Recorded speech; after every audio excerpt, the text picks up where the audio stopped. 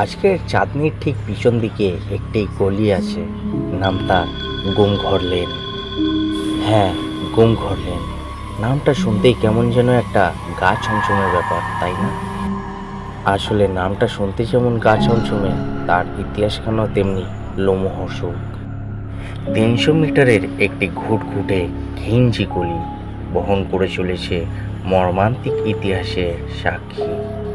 21 শতকের ব্যস্ততাতে আজও গুমঘর লেনে গুম রয়েছে বহু যন্ত্রণার অসহায় আর্তনাদ। আমরা এই তো কিছুদিন হলো কোভিডের সময়কালগুলি কাটিয়ে আসলাম। 2020 সে সময়টা আজও আমাদের তাড়া করে বেড়ায়। আমরা পরিচয় করলাম নতুন একটা জগতের সাথে। আমরা দেখলাম লকডাউন, আবার অনেকটা সময় আমরা ঘরবন্দিও হয়ে থাকলাম। আবার অনেকে তাদের নিজেদের কাছের মানুষগুলিকে হারালো। এমনি টানাপোড়েনের মাঝে কেটে গেল 2টি বছর। এখন অবশ্য আবার আগের মতন সব কিছুই স্বাভাবিক। তবে সেই কোভিড সময়কালেই আমরা কোয়ারেন্টাইন শব্দটার সঙ্গে অবগত হলাম। কিন্তু জানেন কি, এই কলকাতা এর আগেও এই শব্দটার সঙ্গে অবগত ছিল।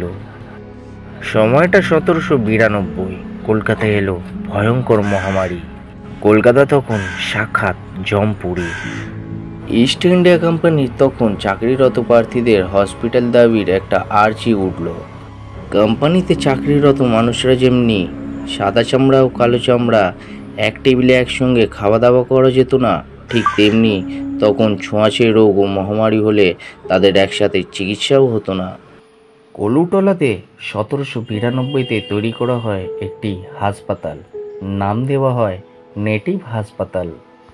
4 বছর সেখানে চিকিৎসার পর 1796 সালে হাসপাতালটি স্থানান্তরিত করা হয় আজকে চাঁদনির পিছন দিকে গুমঘর লেনের দক্ষিণ দিকে।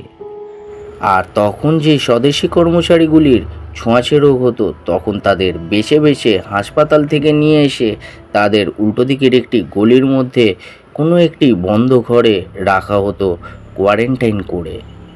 শোনা যায় তাদের আর্তনাদ বাড়ির বাইরে পর্যন্ত পৌঁছতো না। এমনি করে তারা কোথাও যেন উধাও হয়ে যেত। মানে তারা বেঁচে আছে কি মারা গেছে, আর তারা মারা গেলেও তাদের সাথে পরবর্তীতে কি হয়েছে তা তাদের পরিবারের লোকজন পর্যন্তও জানতে পারতো না। বলা যায় এক কথায় তারা যেন সেই ঘর থেকে কোথাও গুম হয়ে যেত। বলা হয় সেই থেকেই গলির নামটি হয়ে যায় গুমঘর লেন। এই গলিতে আসলে আর এই গলির প্রতিটা দিওয়ালের দিকে তাকালে শোনা যায় বহু লোকের যন্ত্রণার অসহায় আর্তনাদ।